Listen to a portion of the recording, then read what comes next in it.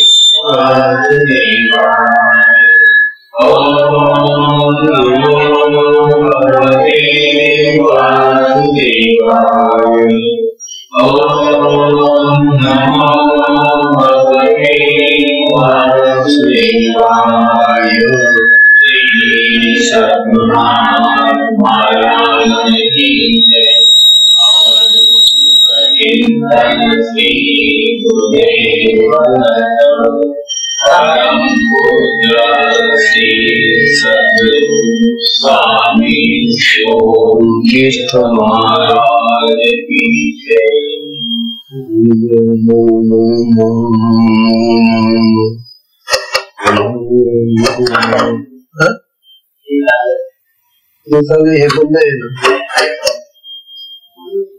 आवाज येतो नाही साहेब असेल.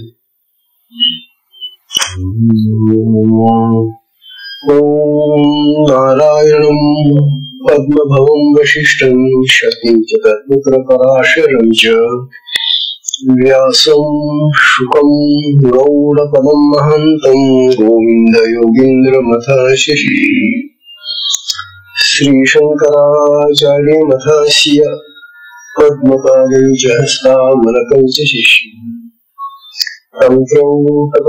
तंत्रकारमन्यान् अस्मद्गुरुं सन्ततमामरुषि श्रुतिस्मृतिपुराणानामालयं करुणालयं नमामि भगवत्पादं शङ्करं लोकशङ्करम् शङ्करं शङ्कराचार्यं केशवं बादरायणं सूत्रभाष्यकृतौ वन्दे भगवन्तौ पुनः पुनः. नित्यं शुद्धं निराभासं निराकारं निरञ्जनं नित्यबोधं चिदानन्दं गुरुं ब्रह्म नमामि. ईश्वरो गुरुरात्मेति मूर्तिभेद विभागिने व्योमवत् व्याप्तदेहाय दक्षिणामूर्ते नमः.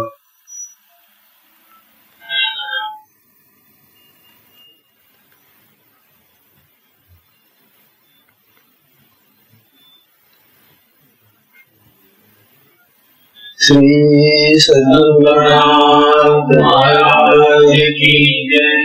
अवधूत चिंतन श्री गुरुदेव दत्त परम पूज्य श्री सद्गुरु स्वामी शोभीर महाराज की जय.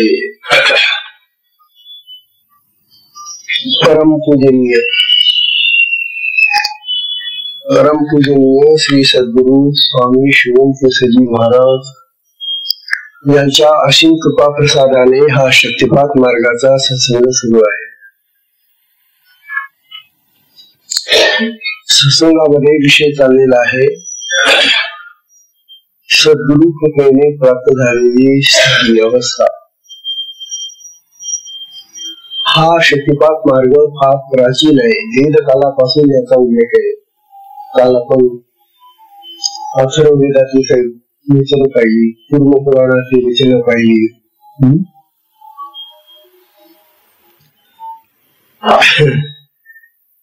रामचंद्रांना वशिष्ठांनी दिलेली शक्तिपात दीक्षा पाहिली. असा हा अति प्राचीन असा मार्ग असूनही लोकांना आता फार विस्मरणात गेलेला आहे. असं का व्हावं? इतका प्राचीन असा हा पंथ आहे, मार्ग आहे, मग लोकांना याचं भान का राहू नये? तर त्याचं कारण असं झालं की प्राचीन काळापासून त्याची नावं बदलत आली. नाव बदलत आल्यामुळे तो जो मार्ग आहे प्रारंभीचा तोच हा आहे हे लक्षात आलं. अगदी प्राचीन जे त्याचं नाव आहे ते कुंडलिनी योग आहे. नुसता कुंडलिनी योग. मग त्या कुंडलिनी योगाला पुढे आणखी वाढत गेले. कुंडलिनी सिद्ध योग होणार लागले. काही लोक पुढे मग त्याला नुसतं सिद्ध योग होणार लागले. मग पुढे काही दिवसांनी कुंडलिनी सिद्ध आणि मग त्याला महायोग बदलून गेला. अशी नावं ह्या योगाची बदलत गेली. इतकंच नव्हे तर हा सहज अशा आत्मशक्तीचा प्राप्त करण्याचा योग असल्यामुळे याला सहज योग असं म्हटलं गेलं. याच्यामध्ये क्रिया होतात म्हणून याला क्रियायोग म्हटलं गेलं. अशा तऱ्हेनं ह्या शक्तिपाताला पूर्वीची अनेक नावं मिळत गेली. हा शक्तिपात शब्द सुद्धा तंत्रातला आहे, तंत्र वाङ्मयात मिळालेला आहे. अशा तऱ्हेनं ह्या योगाची नावं सारखी बदलत बदलत बदलत बदलत आणि आता आपण त्याला शक्तिपात योग म्हणायला. त्यामुळे लोकांना हे कळलं नाही की हा अति प्राचीन असा मार्ग आहे आणि ज्याला अनेक पूर्वीची जी नावं होती तीच याही योगाची आहे हे लक्षात आलं नाही. तेव्हा हा प्राचीन होता. याच्यावरून आपल्याला कसं दिसतं की सगळ्या ज्या महात्म्यांना गुरुकृपेनं हा प्राप्त झालेला योग आहे त्यांचा विचार आपण आतापर्यंत केला. प्रभू रामचंद्राला विशिष्टांनी दीक्षा दिलेली आणि त्यात स्पष्ट सांगितले. बालध्रुवाला भगवान विष्णूंनी शंखाचा स्पर्श केला झालेला. यदुराजाला भगवान दत्तात्रयाने आलिंगन दिलं. स्पर्श योग आहे. स्पर्श दीक्षा झाली. भगवान श्रीकृष्णांनी अर्जुनाला आलिंगन दिलं. हा शक्तिपात योग आहे आणि त्याचं म्हणून भगवान श्रीकृष्णांनी ते केलं. परंतु पुढे ज्ञानेश्वरीमध्ये ज्ञानदेवांनी केलेलं आहे. त्यानंतर आपण ज्ञानेश्वर महाराजांना हा योग कसा प्राप्त झाला तेही पाहिलं. हा योग दत्तात्रयांकडून नाथ संप्रदायाकडे आला आणि आदिनाथ जे गेले त्या आदिनाथांकडून मग पुढे त्या सर्व नाथ वंशातल्या सत्पुरुषांना हा प्राप्त झाला.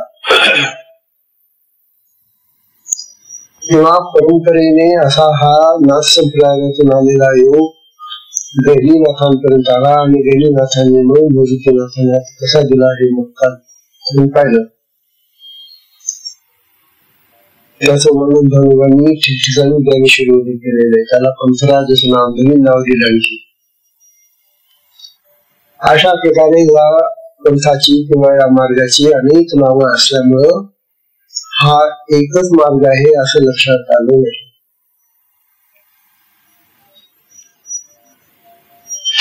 काल आपण ज्ञानोबांना हा कसा प्राप्त झाला, त्यांचे मोठे बंधू निवृत्तीनाथ महाराज यांनी त्यांना ती दीक्षा कशी दिली हे आपण काल पाहिलं. आज पुढच्या संतांचं हे दीक्षा शक्तिपात दीक्षेचं स्वरूप पाहिजे. ज्ञानेश्वरांच्याच बरोबरीचे त्याच काळातले महान संत होऊन गेले संत नामदेव महाराज. हे शिल्पी होते, म्हणजे शिल्पीचा व्यवसाय झाला. तेव्हा नामदेव महाराज यांना जी दीक्षा झालेली ती ज्ञानोबांनी दिली. हा मोठा इतिहास येतो. आता वास्तविक एकाच कालामध्ये दोघे आहेत. दीक्षा व्हायला पाहिजे होतं नामदेवांना ज्ञानोबांची, ज्ञानोबांच्या संघासात ते फार राहिलेले. पण तो प्रसंग असा आला, ज्ञानोबांना ते एका गावाच्या बाहेर राहायचे, आळंदीला झोपडीमध्ये. आई बाप गेले, त्यामुळे ही चौघ भावंड मूर्तीनाथ, ज्ञानोबा, सोपान काका आणि मुक्ताबाई, ही चौघ भावंड बाहेर नाळंगीच्या बाहेर एका झोपडीमध्ये राहत.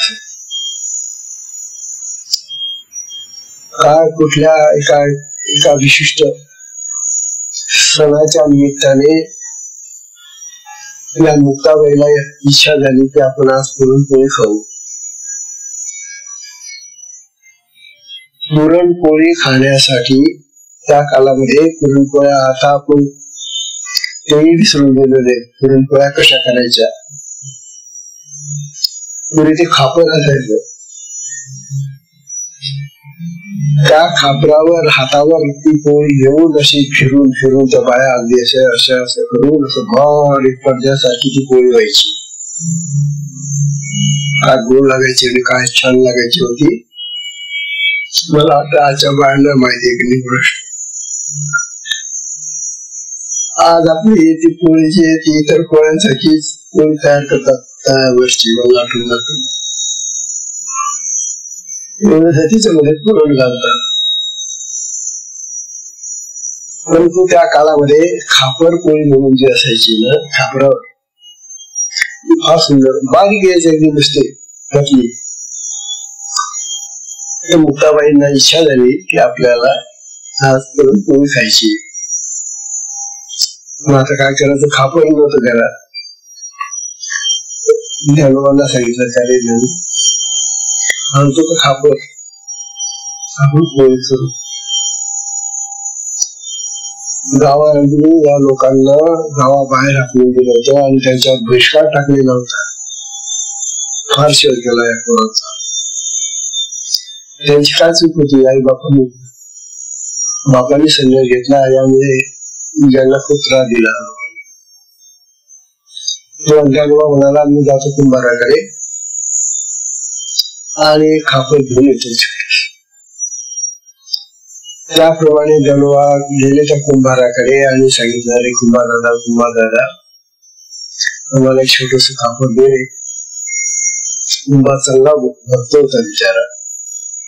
त्याने चटकन एक छोटस खापर काढलं आणि ज्ञानोबांना दिलं.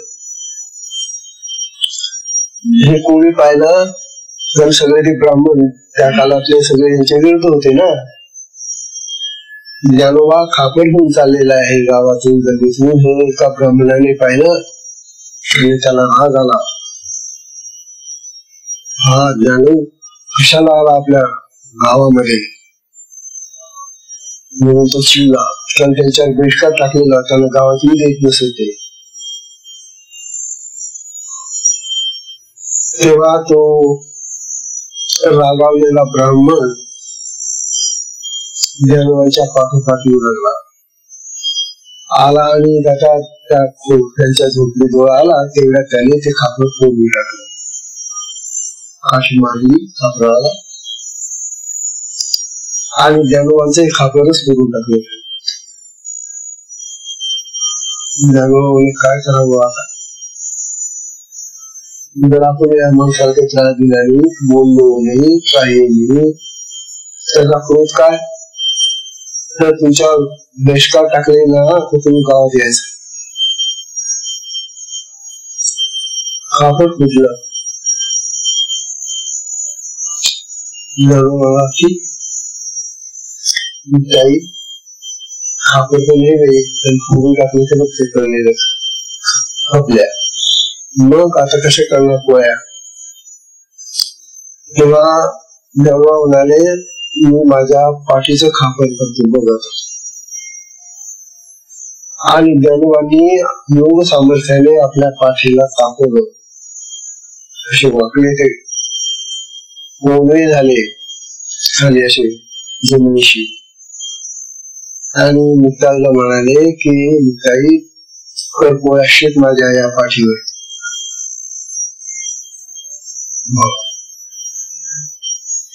आता खापरावरच्या पोळ्या पाठीवर शेकल्या जात आहेत, म्हणजे ती पाठ किती तप्त झाली अशी ज्ञानोबांची. कल्पना करा. आता हा खापर फोडणारा तिथं आलेलाच होता, जो एका छिद्रामधून पाहून राहिला काय करता बराच आहे. त्याने जेव्हा पाहिलं की ज्ञानोबाच्या पाठीवर मुक्ताई गोळ्या भाजून राहिली आहे, त्याला फार आश्चर्य वाटलं आणि मग त्याचा भाव बदलला. अरे यांना आपण मुलाकडे छळलो. आणि मग तो पश्चातापाने ओरडायला लागला, ज्ञानोबा ज्ञानोबा दारूवर. ज्ञानोबाला कोण आलो आता म्हणजे त्यांची पाहत तो. ज्ञानोबांना वाटलं आणखी काही बोलायला आला तर काय हा. त्याने पाय धरले ज्ञानोबांचे. मला क्षमा करा महाराज, मी चुकलो, मी विनाकारण तुम्हाला त्रास दिला. हा जो होता क्षमा मागणारा हा विसोबा खेचर होता. ज्ञानदेवांचे पाय धरून तो रडायला लागला आणि पश्चाताप करून म्हणायला लागला की मला आता क्षमा करा आणि माझ्यावर कृपा करा महाराज. हा विसोबा खेचरावर एवढं त्याने अन्याय केला असताना सुद्धा ज्ञानोबांनी असा बदला नाही घेतला. ज्ञानोबांनी सांगितलं, जा तुला मी गुरुपद देतोय, जा तू आता गुरु झाला तर तू माझे पाय पकडलेले. गुरुपदावर बसवलं विसोबा खेचराला आणि कोणाला दीक्षा द्यायला सांगितली, नामदेव महाराजांना. नामदेव महाराज त्याला बेफार प्रसिद्ध असे संत होते. नामदेव महाराजांना दीक्षा द्यायला विसोबा खेचर मिळाले. बघा ना,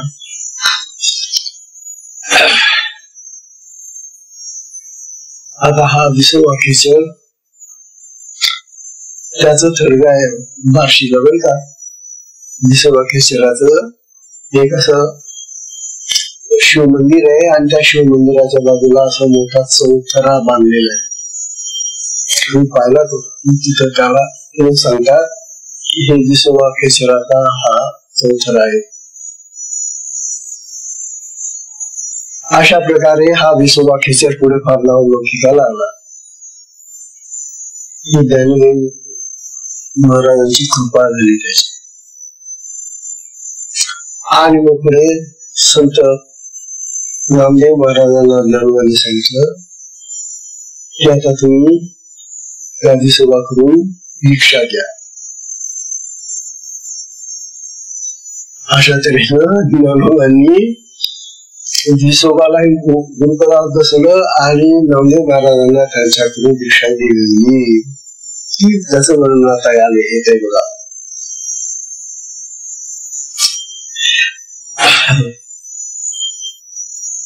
संत नामदेव महाराज सांगतात, मला विसोबा खेचरांनी दीक्षा कशी दिली. आता हे जे त्यांचे वचन आहे त्यांच्या गाथांमधून आलेले हे जे अभंग आहे त्यावरून कळतं आपल्याला की कोण कोणाचा गुरु होता आणि कोणाला कशी दीक्षा दिली. आणि ही जी दीक्षा दिलेली आहे, दीक्षेचा जो प्रकार आहे तो प्रकार शक्तिपाताशिवाय दुसरा कोणताही नाही. बघा काय म्हटलं, श्रवणी सांगितली मात, श्रवणी सांगितली मात. कानामध्ये काहीतरी मला सांगितलं मात म्हणजे काहीतरी मंत्र सांगितला असेल, तत्वमसी असा मंत्र सांगितला. श्रवणी सांगितली मात, मस्तकी ठेविला हात. आता मानावंच लागेल तुम्हाला ही दीक्षा कोणती आहे. नामदेव महाराजांच्या मस्तकावर विसोबा खेचराने हात ठेवलेला आहे आणि कानामध्ये मंत्र सांगितलेला आहे.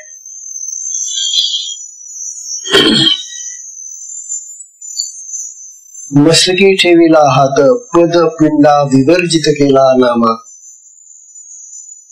काय म्हणतात? पद पिंड, पिंड म्हणजे देह आणि पद म्हणजे त्याचं जे स्वरूप आहे ते देहाचं, त्याचा विवर्जित म्हणजे त्याच्याहून वेगळा केला. विसोबा खेचराने त्याला कानात मंत्र सांगितला आणि त्याच्या मस्तकावर हात ठेवल्याबरोबर तो नामदेव महाराज पदखंड पिंड विवर्जित झाला म्हणजे देवभाव विसरला.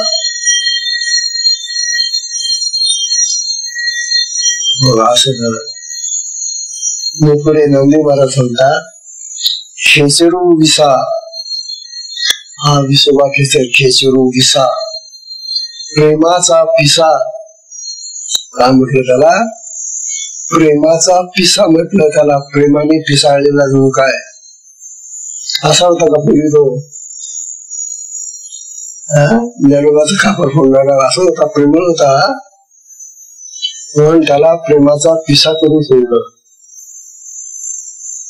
नामदेव महाराज म्हणतात माझे गुरु विसोबा खेचर प्रेमाचा पिसा होता. तेने नामा कैसा उपदेशिला. या विसोबा खेचराने ह्या नामदेवाला कसा उपदेश केला. सांगितले गुज. गुज म्हणजे रहस्य. त्या विसोबा खेचरांनी नामदेवांना रहस्य सांगितलं या दीक्षेचं. दाखविले निज. त्याला स्वतःच स्वरूप दाखवलं. आता पाल्हाळी तुझं काय चाड. आता पाल्हाळ करून काय उपयोग होणार आहे. पाल्हाळी काय चाड. अहो किती थोडक्यात नामदेवांनी या शक्तिपात दीक्षेचं वर्णन केलेलं आहे. सांगितले गुज दाविले निज. निज म्हणजे निज स्वरूप दाखवलं. आता पाल्हाळी तुझं काय चाड. आता तू या गोष्टीचा पाल्हाळ म्हणजे अधिक विस्तार करण्याचं काही कारण आहे. खेचरू म्हणे मद. हा विसोबा खेचर काय म्हणाले? मद ज्ञानराज हेच गुरु. त्या विसोबा खेचराने कोणाला गुरु मानला होता? ज्ञानदेवांना. काय धरले होते ना, आणि त्यांनी सांगितलं होतं की जा तू आता दीक्षा दे, तुला गुरुपद दिलेले. ही ज्ञानदेवांची उदारता केवढी मोठी आहे. ज्याने अपराध केलेला आहे अपराधाचा बदला कुठल्या दंडाने न देताना उपकाराने दिला. अपराध त्याने केला आणि ज्ञानोबांनी उपकार केला. ज्ञानोबापासून हे शिकलं पाहिजे आपण की ज्ञानोबा किती महान होते. खेचरू म्हणे मद ज्ञानराज हे गुरु. तेने अगोचरू केला नामा. या नामदेवालाही त्यांनीच आता अगोचरू म्हणजे जो पाहू शकत नव्हता आत्मतत्व आत्मस्वरूप हे पाहण्यासाठी समर्थ बनवलं. असं नामदेवांचा आता हा अभंगातला भाग आहे. यावरून तुम्हाला असं दिसतं की मस्तकी हात ठेवला, कानात मंत्र सांगितला आणि त्याला निज स्वरूप दाखवलं. या सगळ्या प्रक्रिया शक्तिपात योगाच्याच आहेत. इतर कुठल्याही दिशेने असं होऊ शकत नाही. आज ज्या त्या मार्गामध्ये ज्या दीक्षा होतात त्या माळ देतात, जास्तीत जास्त माळ देतात आणि मंत्र देतात. परंतु असं काही घडतं का त्यांच्यामध्ये? तेव्हा शक्तिपात मार्गच हा प्राचीन काळापासून चालत आलेला जुना मार्ग आहे आणि या जुना मार्गानेच या संतांनाही लाभ झालेला आहे. संत विसोबा खेचरांनी नामदेवाचा कानामध्ये मात म्हणजे तत्वमशी असा महावाक्याचा उपदेश केला आणि त्याच्या डोक्यावर हात ठेवला की शक्तिपात मार्गातील स्पर्श दीक्षा झाली. त्यामुळे त्याचा जीव भाव गेला व ते ब्रह्मभावात आले. आता तुला गुह्य आत्मतत्व दाखवून दिलेलं आहे, तरी अधिक खटपटाची आता तुला आवश्यकता नाही. विसोबा म्हणाले की या मार्गाचे श्री धनुराज माझे गुरुराज आहे. त्यांनीच मला हे अगोचर म्हणजे न दिसणारे आत्मस्वरूप दाखवलेले. अशा प्रकारे ज्ञानदेव महाराज, नामदेव महाराज आणि विसोबा खेचर या तिघांचा संबंध कसा आला हे आपल्याला या शक्तिपात मार्गाचं स्वरूप दाखवणार या तिघांचं जीवन दिसतंय. पुढे आता बऱ्याच कालानंतर संत एकनाथ महाराज आले. आता हे सगळे संत आपले जे आहेत, आता संत ज्ञानोबा घेतले आपण, एकनाथ आपलं नामदेव महाराज झाले, आता एकनाथ महाराज आले. श्री संत एकनाथ महाराजांचे गुरु जनार्दन स्वामी. हे जनार्दन स्वामी कुठले होते माहिती का? आपण फार विसरून गेलेलो आहे. हे चाळीसगावचे देशपांडे घराण्याचे जनार्दन स्वामी. चाळीसगावला अजून त्यांची देशपांड्यांची गल्ली आहे, त्या गल्लीमध्ये जनार्दन स्वामी राहत होते पूर्वी. तेव्हा हे जे जनार्दन स्वामी आहेत हे एकनाथांचे गुरु कसे झाले ही कथा फार रसदर्शी आहे.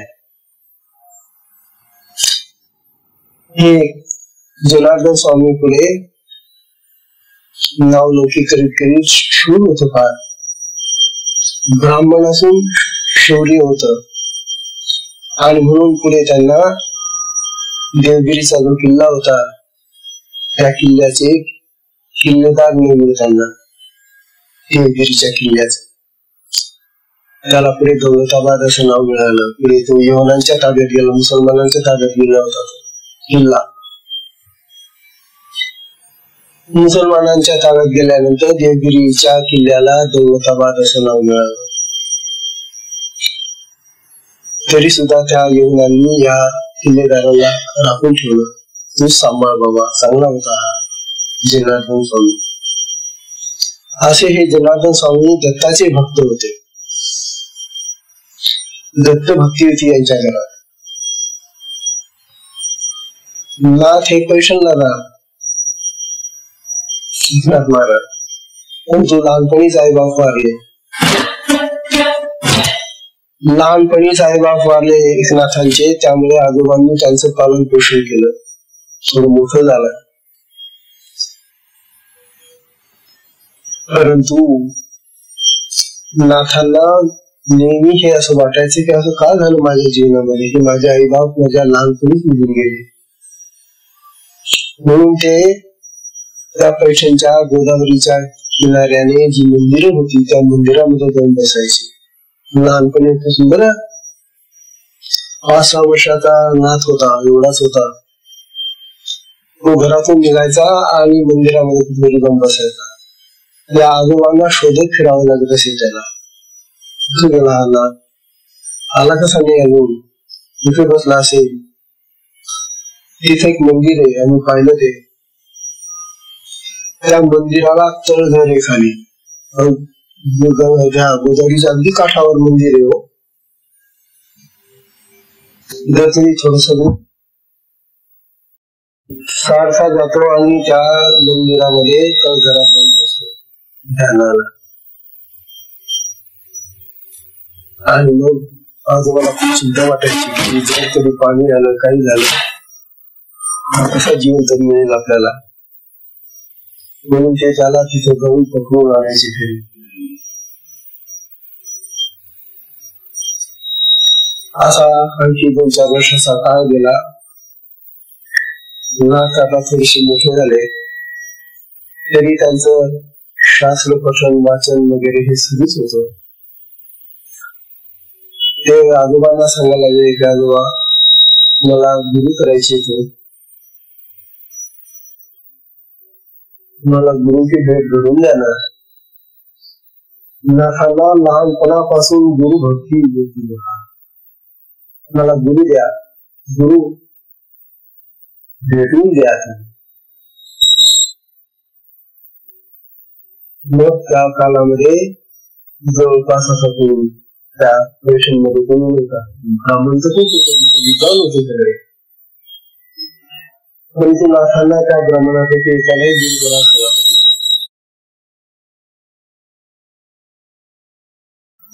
हा मुलगा जो पळाला घरातून बाहेर पळला आणि पळत पळत पळत पळत पळत त्यांनी नाव ऐकलेलं होतं जनार्दन स्वामींचं. आणि तो त्या देवगिरीच्या किल्ल्यामध्ये गेला. तिथला तो पहारेगिरी त्याला जाऊ देईना. त्याने 100 कपडे, देवगिरी आणि स्टेशन बरंच अंतर होते आणि पायी आला होता तो. नाथांना गुरु प्राप्तीसाठी काय क्षण घ्यावे लागले हे बघा. तेव्हा तो पहारेगिरीच्या जाऊ देईना त्याला वर किल्ल्यामध्ये. शेवटी एका दुसऱ्या पहारेकराला सांगितलं, त्या दुसऱ्या पहारेकराने त्याने जाते जनार्दन स्वामीला सांगले की एक मुलगा तुम्हाला भेटायला आलेला आहे, त्याला पाठवू का वर.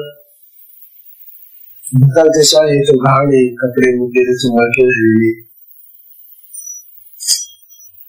जनार्दन स्वामींना सांगितलं की महाराज तुमच्या भेटीसाठी एक शिल्प आणलेला आहे, घाण आहे फार, पाठवू का त्याला वर. जनार्दन स्वामीने डोळे लावले आणि शिक्षण पाहिलं की अरे हा तर आपला शिष्य आहे. इतकी तयारी होती जनार्दन स्वामींची, त्याला समाधी लागत होते, दत्ताचे भक्त होते ते, आणि त्याप्रमाणे वर गेला हा दिलं आणि भेट झाली जनार्दन स्वामींची. जनार्दन स्वामींनी त्याला जवळ ठेवून घेतलं. नाथांना काय काम सांगितलं, पैशाचा हिशोब करू बाबा. या किल्ल्याला मिळणारे जे काय धन दौलत आहे ना त्याचा हिशोब तू ठेव. बरं महाराज छान. जरूर गुरुंची सेवा करायचा, रात्री पादाबाचा हे करायचा. आणि अशा तऱ्हेने गुरु सेवा करता करता करता एक दिवशी नाथांनी ठरवलं की या छोकऱ्याला आता दत्ताचं दर्शन करून आणलं पाहिजे. आणि दत्त दर्शनासाठी चालतो का रे विचारलं. त्याला भगवान आनंद झाला, अरे वा भगवान दत्तात्रयाचं दर्शन, आनंद झाला. आणि म्हणून तिथं बरीच लांब अशी एक टेकडी आहे, काय शूलबंधन करणं, तिथे आम्ही गेलेलो पाहिले. त्या शूलबंधन पर्वतावर जनार्दन स्वामीला एकनाथाला घेऊन गेले आणि त्या ठिकाणी सांगितलं की आता तुला भगवान दत्तात्रयाचं दर्शन होईल. आता मग त्यांची प्रार्थना कर बरं, ते सांगतील तसं वाग बरं. आता हा भक्त प्रामाणिक होता आणि फार वेळही होता, सेवाभाव होता त्याच्यामध्ये. ठीक आहे, दत्त भगवान आले तिथं. कसल्या रूपात आले, एका मुसलमान फकीराच्या 82 रूपात भेटलेले आलेले. आणि ते महेशांचं राज्य होतं ना, यवनांचं राज्य होतं. म्हणून भगवान दत्तात्रयांनी मनीष रूप धारण केलेले, म्हणजे मुसलमान फकीराचं रूप धारण केलं. आणि बरोबर 2-3 कुत्रे होते. दत्त भगवान म्हटले की कुत्रे असलेच. तेव्हा 2-3 कुत्रे, 4 कुत्रे आणि हा फकीर, मुसलमान फकीर त्या ठिकाणी आले बाबा त्या शिवभंगम पर्वतावर. त्यांच्या पिशवीमध्ये शिळ्या भाकरीचे तुकडे होते. नाथांना सांगितलं हे तुकडे आणायचे, काला कराता. कुठले कुठले तुकडे जमा केलेले त्या पिशवीमध्ये त्यांनी.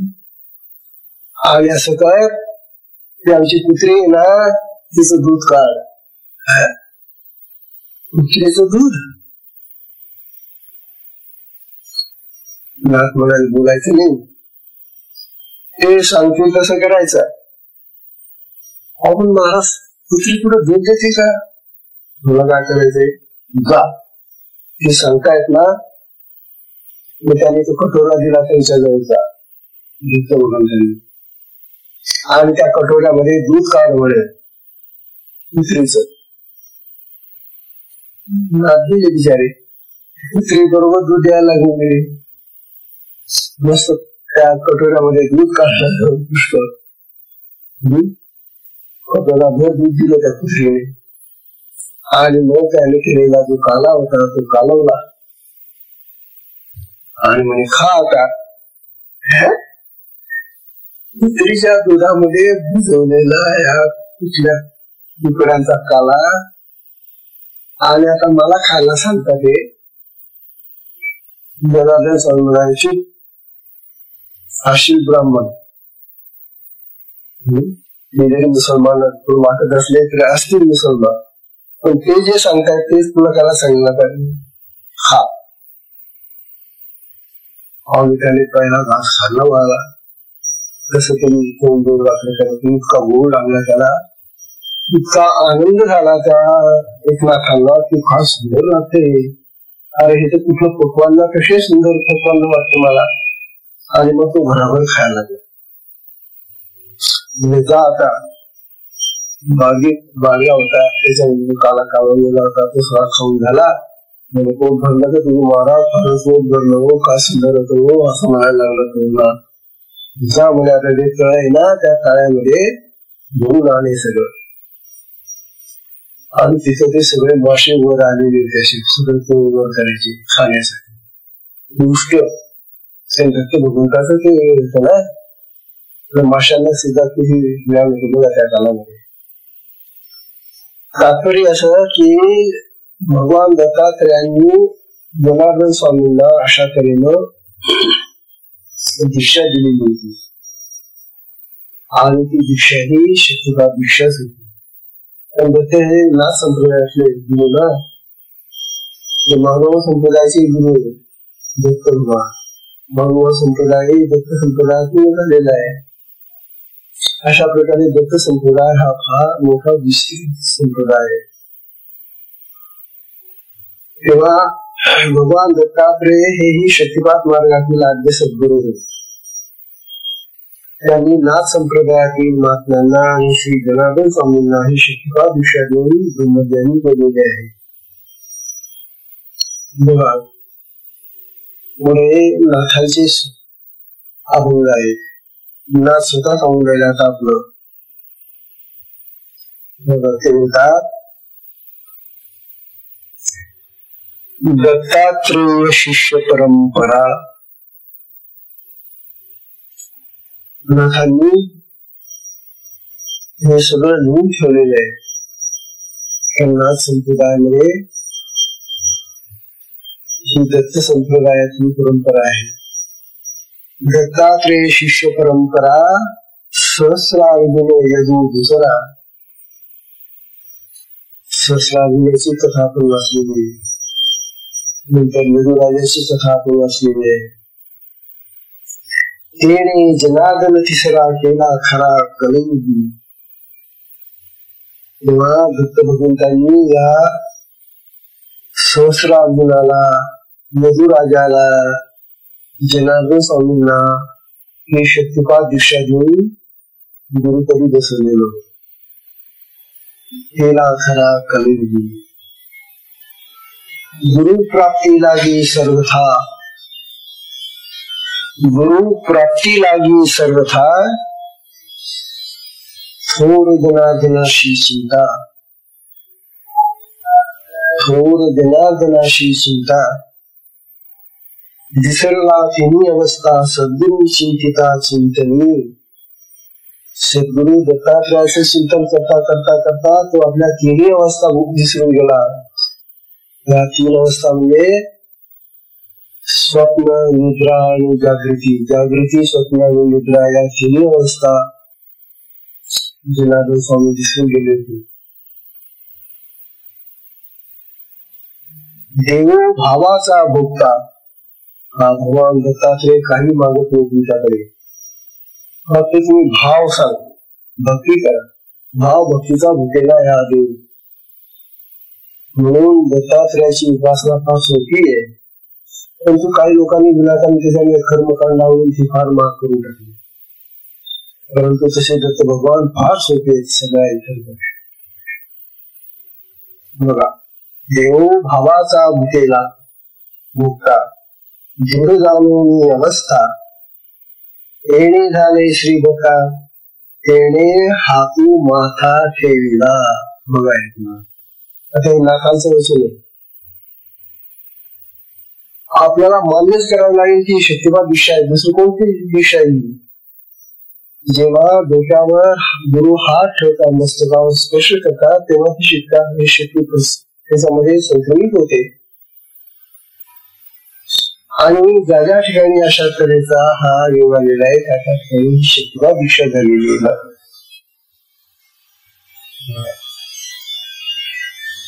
येणे झाले श्रीदत्ता, तेणे हातून माथा ठेविला. हातून ठेवताची तत्काळ, हातून ठेवताची तत्काळ बोधू आकळला असतं. अरे सगळा बोध झाला, त्याला आत्मबोध झाला, आत्मज्ञान झालं. असं आहे तो कुठे की गुरु डोक्यावर हात ठेवतात आणि आत्मज्ञान होऊन जातं. तेव्हा बोधू आकळला असतं. मिथ्या प्रपंचाचे मूळ स्वरूप केवळ स्वबोधे. तेव्हा हा जो मिथ्या संसार आहे याचं मूळ खोडून टाकलं भगवान दत्तात्रयांनी. जनार्दन स्वामींच्या मस्तकावर हात ठेवला आणि त्याला ब्रह्ममय करून टाकलं. कर्म करून करता. आता अशी स्थिती आली जनार्दन स्वामींची की कर्म करून अकर्ता, तोच अकर्तात्व बोधू झाला देता. देही असून विदेहता, तेही तत्वता कळली. ही विदेह अवस्था जनार्दन स्वामींना दत्तकृपेने प्राप्त झाली. आपण आता पाहिलेच आहे विदेह मुक्ती, जीवमुक्ती. या ज्या मुक्ती आहेत त्या मुक्तीचं स्वरूप आपण यातून पाहिलेलं आहे. अशी विदेही मुक्ती भगवान दत्तात्रयांनी जनार्दन स्वामींना मस्तकावर हात ठेवून दिली.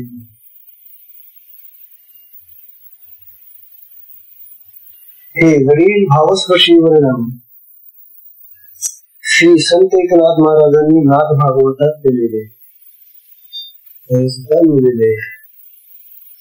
श्री संत एकनाथ महाराजांना पुढे मग श्री जनार्दन स्वामींनी दीक्षा दिली. आता जनार्दन स्वामींची दीक्षा दत्तात्रयांची. दत्तात्रयांनी जनार्दन स्वामींना कशी दीक्षा दिली आणि कोणता अनुभव आला हे सांगितले. आता ते आपली दीक्षा कशी झाली, जनार्दन स्वामींनी मला दीक्षा कशी दिली हे सांगताय. बरं, श्री संत एकनाथ महाराजांना श्री जनार्दन स्वामी हीच शक्तिपाताची दीक्षा देऊन ब्रह्मज्ञानी केले. वाक्यांत आहे. आदिनाथांचे ठेवणे सिद्ध परंपरा, जनार्दनी व्यवहारा एकनाशी. संत एकनाथ महाराज म्हणतात, आदिनाथांचं हे जे ठेवणं आहे, ही जी संपत्ती आहे, ज्ञान संपत्ती, ही शक्तिपात योग आहे. तो सिद्ध परंपरेचा जनार्दनाकडून वारसा संत एकनाथ महाराजांना मिळाला. ही परंपरा सांगताना श्रीनाथ महाराज सांगतात, जनार्दनाचा गुरु स्वामी दत्तात्रय दातारू. माझे जे गुरु जनार्दन स्वामी, त्यांचे गुरु कोण? दत्तात्रय स्वामी. त्यांनी उपकार केला, स्वानंदाचा बोध दिला, सच्चित सुखाचा अनुभव दाखविला स्वयंदेव. एका जनार्दनी दत्त असे माझ्या हृदयात, हे नाथांनी बोलले. दत्तांचं हे जे गुरु स्वरूप आहे, हे नाथांनी अनेक त्यांच्या अभंगांमधून वर्णन केलेले आहे. सत्संगाच्या कामी झालेली आहे. उद्याला आपण त्यांच्या सकल संत गाठीवरला काही भाव उद्या पाहू. आज या आजच्या सत्संगाला विश्राम देऊया. हरि ओम.